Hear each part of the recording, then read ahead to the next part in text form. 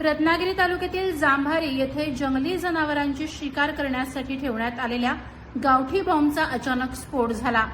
या भीषण स्फोटात एका 47 वर्षीय महिलेच्या डाव्या हाताची 5ही बोटं तुटली असून ती गंभीर जखमी झाली। रेश्मा प्रसाद सुर्वे असं या दुर्दैवी महिलेचं नाव आहे। आज सकाळी घराच्या कुंपण्यासाठी बांबू उचलत असताना जमिनीवर ठेवलेल्या गावठी बॉम्बला तिचा हात लागला आणि मोठा स्फोट झाला।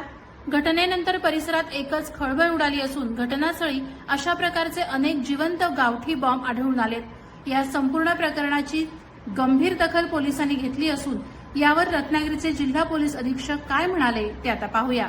जयगड पोलीस स्टेशन हद्दीमध्ये जांभारी फाटा एरियामध्ये थोडा कातळ आणि जंगल सदृश्य भाग आहे। तिथे रेश्मा सुर्वे नावाच्या महिला ज्या आहेत त्या सकाळी लाकडं गोळा करण्यासाठी गेल्या असता तिथे असे छोटे गावठी बॉम्ब सदृश्य वस्तू त्यांनी हातात घेतली, दोऱ्याने बांधलेली होती। ह्या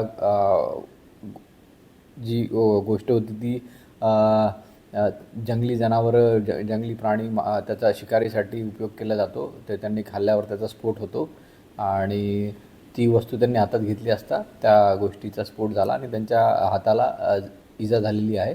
त्यांना दवाखान्यात दाखल केलेलं आहे आणि पोलीस सध्या फॉरेन्सिक टीम आमची, त्याचबरोबर आमचे BDDSची टीम तिथे उपस्थित आहे आणि त्या परिसरातून तब्बल 29 तशा ज्या वस्तू होत्या त्या आम्ही बरामद केलेल्या आहेत आणि पुढील तपास पोलीस करत आहेत।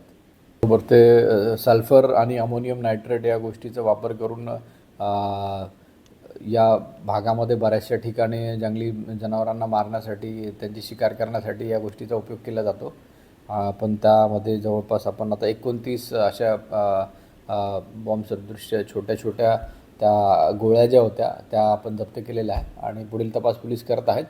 अशा प्रकारच्या जे कोणी वस्तू वापरत असतील त्यांना आम्ही तात्काळ अटक करू।